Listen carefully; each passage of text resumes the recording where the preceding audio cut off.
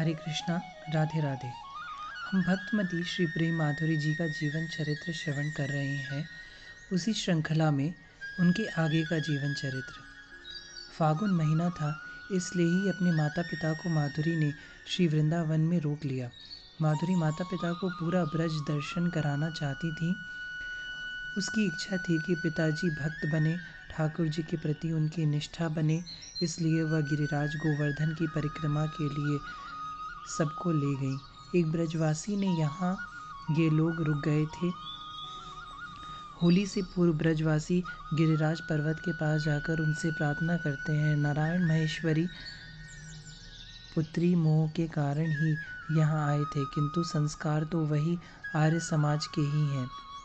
ब्रजवासियों ने घंटों तक रसिया धमर आदि खूब गाए। फिर प्रार्थना की गिरिराज गोवर्धन से कि आप हमारे यहाँ पधारो। नारायण महेश्वरी इन सब से बोर हो गए थे। वह उठ गए और माधुरी से और अन्य लोगों से बोले, अब चलो, परिक्रमा भी तो करनी है। यह सब तो इनका चलता ही रहेगा। और पर्वत भी कहीं घर द्वार पर आते जाते हैं क्या? ये कहते हुए नारायण महेश्वरी व्यंग में हंसे। माधुरी समझ गई कि उनके पिताजी की कोई श्रद्धा नहीं है भगवान के प्रति, अभी भी आर्य समाज के बीच इनके भीतर है। वह आंखें बंद करके गिरिराज जी से प्रार्थना करने लगी, मेरे पिताजी को भी अपना भक्त बना लो भगवान। माधुरी, इतना ध्यान मत करो, नहीं तो भगवान अभी प्रकट हो जाएंगे। माधुरी पिता का व्यंग समझ गई थी। वह प्रणाम करते हुए उठी और इन सब ने दान घाटी से परिक्रमा की शुरुआत की। शाम हो गई थी। थोड़ी देर बाद ही रात हो गई। तभी नारायण महेश्वरी ने देखा, एक सुंदर सा बालक मुकुट धारण किया हुआ, हीरे मोतियों की माला धारण करके हाथों में सोने की छड़ी लिए चला आ रहा है।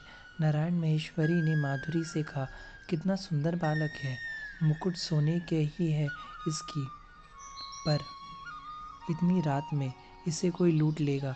पर नारायण महेश्वरी की बात पर कोई ध्यान नहीं दे रहा था। लग रहा था कि सबको ये ऐसे ही बोल रहे हैं और वह बालक किसी को दिखाई भी तो नहीं दे रहा था, बस सिर्फ नारायण महेश्वरी को। नारायण महेश्वरी तेज चाल से चलते हुए उस बालक के पास पहुँचे। वह बस नारायण की और देखकर मुस्कुराया। उसकी मुस्कुराहट देखते ही वह मुग्ध हो गए।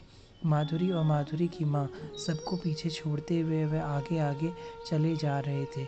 माधुरी ने एक दो बार आवाज़ भी दी, पर नारायण महेश्वरी कहाँ सुनते।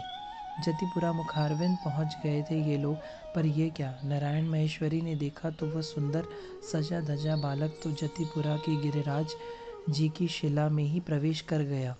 नारायण महेश्वरी दौड़े, पर अब तो वह शिला थी। शिला को भी वैसे ही सजाया हुआ था।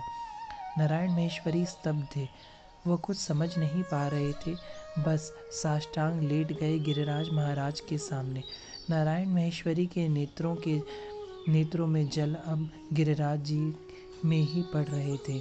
माधुरी ने पूछा, पिताजी क्या हुआ? आपकी ऐसी स्थिति कैसे? नारायण महेश्वरी एक ही बात बोले, मैं झूठ कह रहा था, गिरिराज श्री कृष्ण है और इनको जो बुलाए ये उनके यहाँ जाते ही हैं। ये कहते हुए हिलकियों से रो रहे थे नारायण महेश्वरी। माधुरी के भी नेत्रों से अश्रु बह चले थे, पर ये अश्रु अहोभाव के ही थे, गिरिराज गोवर्धन के प्रति धन्यवाद के थे कि उनके पिता अब भक्त बन गए। अति प्रसन्नता से भरी हुई थी माधुरी आज। ग्वारिया बाबा को जब मौज होय तब शुक भवन में आ जाते थे। गिरिराज गोवर्धन की परिक्रमा देकर ये सब लोग जब लौटकर श्री वृंदावन शुक भवन में आए तो उन्होंने ग्वारिया बाबा मिल गए। ग्वारिया बाबा को माधुरी ने प्रणाम किया, सबने प्रणाम किया, पर आज नारायण महेश्वरी भी जब आगे बढ़े तो ग्वारिया बाबा हंसे और बोले, यार ने तोय दर्शन दे ही दियो। मेरे साधकों को पता है कि ग्वारिया बाबा कन्हैया को यार कहते थे। नारायण महेश्वरी और माधुरी को बड़ा आश्चर्य लगा कि गोवर्धन की घटना इन्हें कैसे पता? पर अभी कहा ही नहीं। ग्वारिया बाबा हंसते हुए उठे और बोले, मेरो यार मुझे सब बतावे। यह कहते हुए बाबा चले गए थे। भावदशा तो इन दिनों नानक राम की भी विलक्षण बनती जा रही थी। ये ध्यान में बैठते तो घंटों बैठे रहते, इन्हें कुछ भान नहीं रहता। एक दिन भाव की स्थिति में ये उठे और माधुरी के चरण पकड़ लिए। माधुरी ने मना किया पर यह विलक रहे थे। आप मुझे दीक्षा दें, पर आप मुझे भेष प्रदान करें। माधुरी ने मना किया पर ये माने नहीं। तभी माधुरी के सिद्ध गुरुदेव श्री सरस माधुरी जी ने साक्षात प्रकट होकर आज्ञा दी, नानक राम को दीक्षा मंत्र और भेष प्रदान करो। तो माधुरी को अपने सदगुरुदेव की आज्ञा माननी ही पड़ी। माला, तिलक, मंत्र और भेष नानक राम को दे दिए और नाम भी रख दिया श्रीमती शरण।